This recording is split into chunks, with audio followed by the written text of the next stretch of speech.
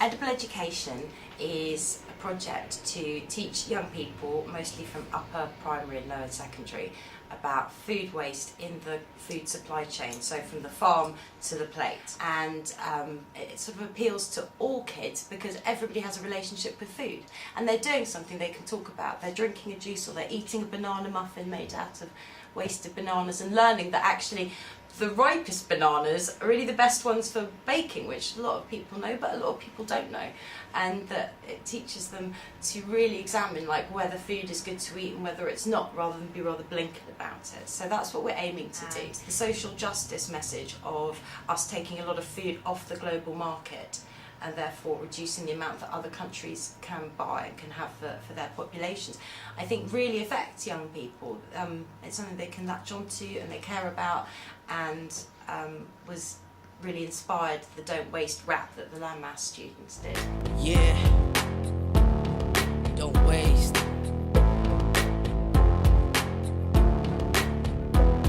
We eat fruit and veggies in every single meal.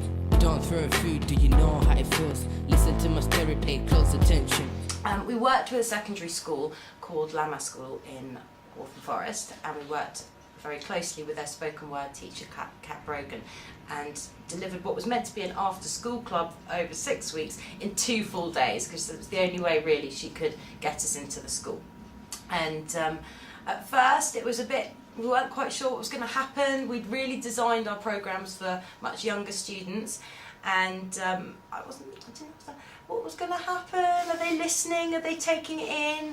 And what they had to do was design an event of theirs to share their learning about food waste, and they had 5 weeks between the 2 days that we spent with them, and they were amazing. They got so much done off their own bat. They did PowerPoints, they did all sorts of bits and pieces, and wrote poems, and then they performed them for an audience of staff and some of their friends from the school and some guests that we invited and a spoken word teacher invited, and it was really successful, and they won a 3rd prize in a UNEP competition, which is part of the UN. So that was it's called Think, Eat, Save.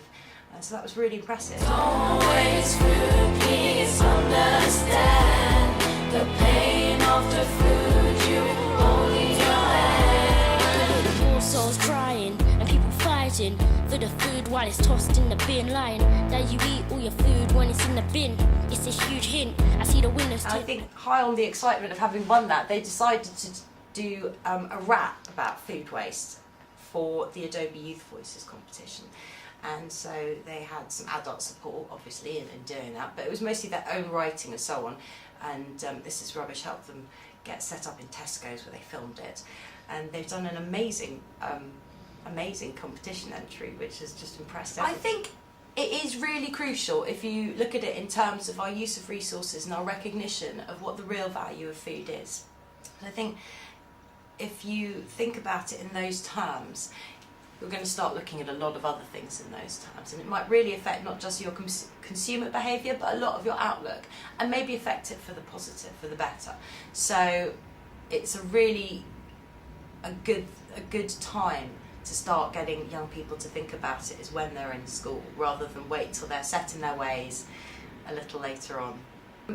One of the most successful things that we did last time was our after-school clubs and the longer, more sustained projects. And one of the things that we felt from the original edible education was that we wanted it to be more child-led or learner-led. And so we decided to take some of what we did and take it outside schools and partner up with other organisations, one of which is Forest Recycling Project, which is why we're here.